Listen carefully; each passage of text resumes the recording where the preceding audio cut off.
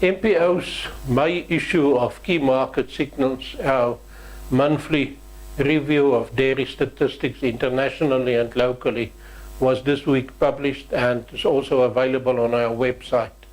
Main features of this issue is that milk production has stagnated.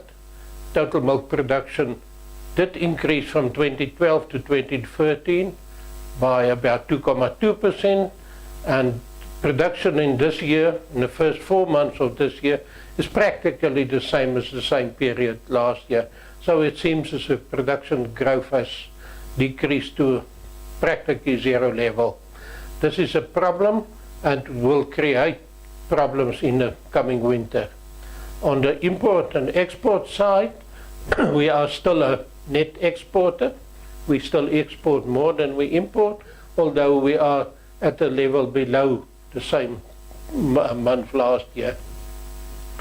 If you look at our prices, and that's probably where the big changes has taken place, our input prices, the price of grain, maize prices decreased from nearly 3,900 rand to below 2,000 rand, and in the light of the 13 million ton current crop, will probably decrease some more.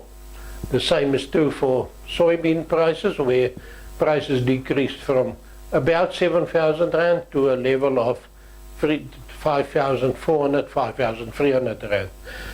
Now, this decrease will help farmers to afford concentrates.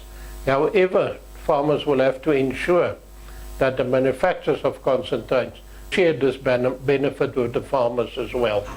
On the international side, we've seen a decrease in global prices over the last couple of months, but experts believe that we may have seen the bottom of this and that prices may in coming months increase slightly.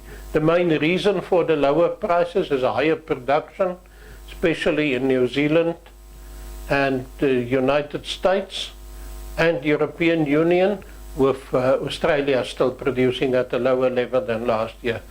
But demand is still growing strong, especially the demand in the developing world. Chinese demand, I think, grew by 14% last year and will probably continue to do so. So we may see a bottom out and an increase in prices.